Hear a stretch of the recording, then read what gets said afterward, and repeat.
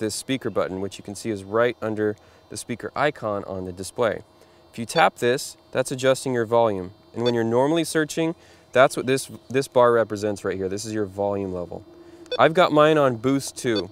I highly recommend using the audio boost and then adjusting your sensitivity down as a first way to combat nasty ground or rough conditions, because that way you're letting the gain of the instrument dictate the smoothness of your threshold, and you're using the audio boost to boost up those signals that are just right on the edge of that threshold. So I want to show you the difference this boost makes at lower sensitivity levels.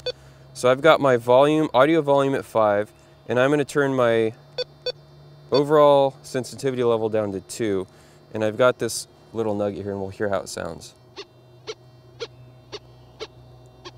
See, it's definitely distinct, but it's not loud. So you can hear the pitch change and the volume go up a little bit. Now if I enable the boost, this is boost 2, so this is cranked all the way up. That's a face slapper right there. That's going to pull you off your search, you're going to dig, and hopefully you'll find that nice nugget. So tapping the speaker button adjusts your volume, and holding the speaker button gives you access to your threshold.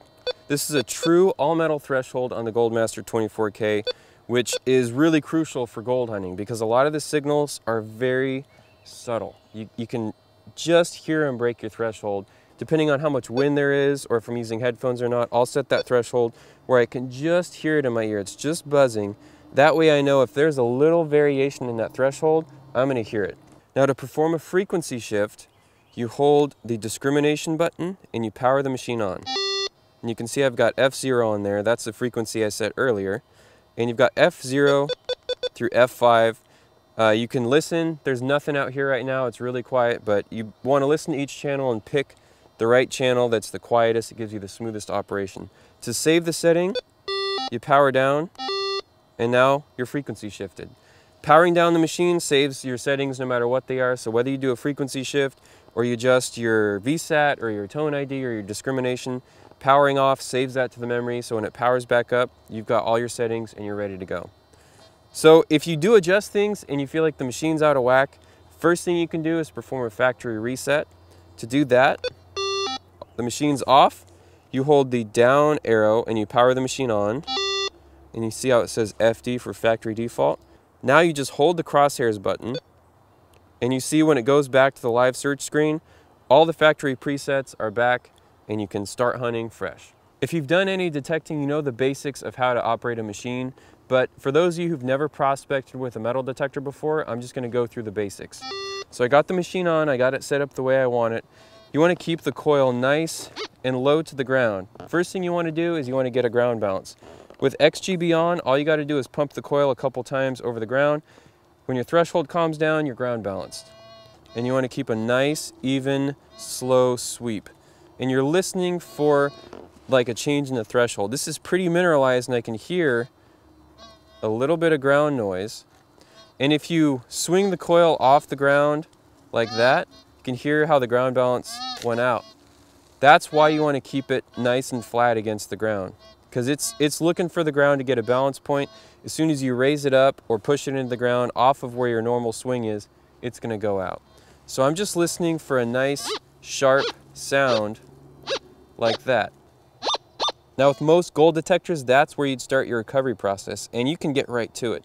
But because we've got a non-motion pinpoint mode, I'm actually going to use it.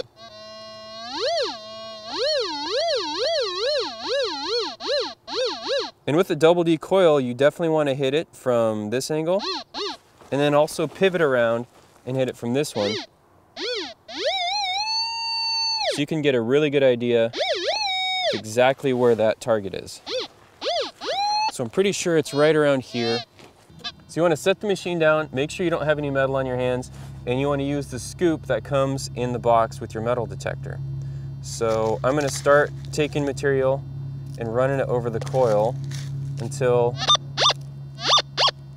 I get that sound. Now I'm going to take the material and go 50-50. I take half the material out, it's still in the scoop, so I can dump that hand out. Do the same thing. Still in the scoop, can dump that hand out. And actually, I can see it right there.